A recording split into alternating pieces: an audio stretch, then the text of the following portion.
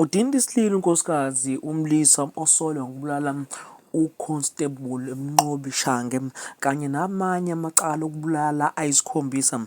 Lo wesilisa-ke udutshulwe amaphoyisa wabulawa endaweni yakwaNgcolosi. Kuthiwa nguye odubule kuqala wabhekisa ngasemaphoyiseni. Okukodwa engikwaziyo ukuthi ubengeke azadubula amaphoyisa ngoba akayena umbulali. And indlela engimficelele ngayo kuyakhombisa ukuthi ubebaleka. Okubuhlungu lo muntu ushiye ingane. Lo muntu beyikho konke empilweni yami. Ngigraduate namhlanje, ngagraduate ngenxa yakhe. Ubengifisela izinto ezinhle empilweni. Ubeyithanda iy'ngane zakhe. Ekuseni ngabo 4 mangingaphosisi beko-4 eduze kwendlu kukhale isibhamu kawu-4 phezulu esikhulu. Wathi uyaphuma because ujwayele ukuthi aphume abheke ukuthi kwenzakalani makhala isibhamu la ngaphandle. Ngithi mina hayi awuvazi ulale nasebusuku. Awulali usuzovuka emsebenzini. Ongaphumi mhlawumbe umuntu oyigangelayo nje ngoba sidubulanga muntu isibhamu. Then ahlaleke avuke ngo-5 ageze. Alungi ujwayele ukuphuma ngo-5:30 la endlini but uphume ngo-6. Uthe ephuma nje ubungakapheli u5 minutes ephumile. Saqhuma isibhamu esikhulu. Ngaphuma ngoba ngibuka isikhathi aphume ngaso la endlini. Ngabuka isikhathi isibhamu esikhala ngaso nendawo ekhala kusona. Ngithe mangiphuma ngithi ngibona amaphoyisa ehamba nomunye. Apheze ibhamu enkulu. Ngigijime ngicela ingane ngivulele igate ngigijime ngithi ngiya kuyisini. Mangifika khona amaphoyisa ngingasondeli. Bese ngingena komunye umuzi. Bachazele la esijwayelene khona umama khona nobaba wakhona. Bathi hayi bayizwile lento le. Bangibize bathi hayi angibuyi angayi kwisini bazozongibiza. Ngithe ngisaxoxa nalo mama lo amaphoyisa eze ngala la wamdubulile.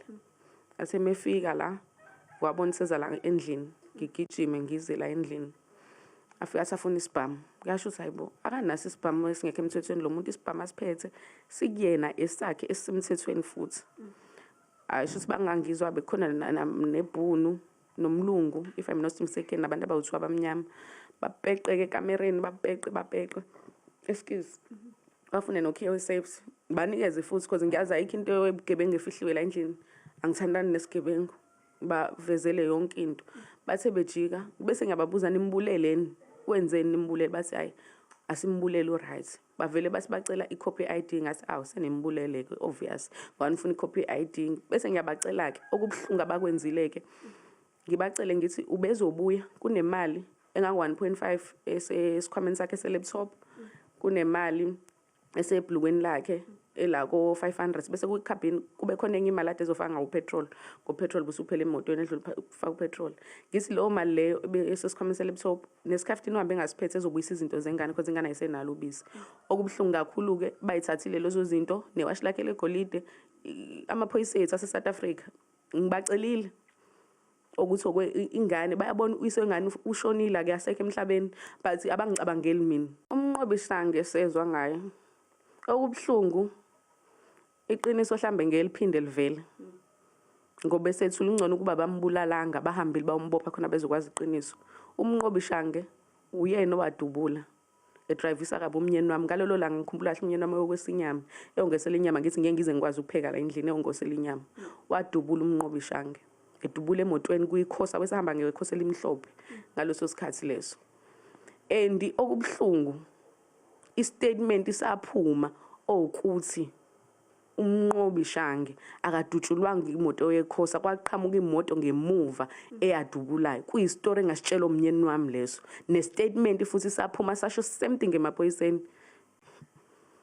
umnyeni wami bengayena umbulali mangase babakhiphe ngamagama labo bantu abayisikhombisa ukuthi ubani babulele ave ngajabula nami ngakuthola ukuphumula emoyeni wami kodwa into engiyibona emaphoyiseni ukuthi nawa corrupt if uzwile kuthiwa umuntu because nginesho abayibona ngalento abakhuluma ngayo bazwile kunomuntu obatshelile ukuthi kwenza u1 no2 no3 why bengafuna ukuzwa amacala wonke why bengamnikezanga because uthiwe umbulalo omkhulu obvious umuntu obulala 7 wabantu lo muntu umbulalo omkhulu umnyana bengayena umbulali okubuhlungu kakhulu ilokho and angeke ngize ngikhulume kakhulu because mhlambe nami ngingavuka ekuseni sengicuthelwa amaphoyisa la sekuthiwa ngifile engingakusho nje ukuthi kubhlungu abangizwise kona ngiyayifisa futhi justice for umnyeni wami naleli phoyisa I hope alinayo umfazi alinazi ingane lidubula umnyeni wami lo muntu ushiya ingane nonyaka emhlabeni wayishiya ingenali ikopi ihluka abanaso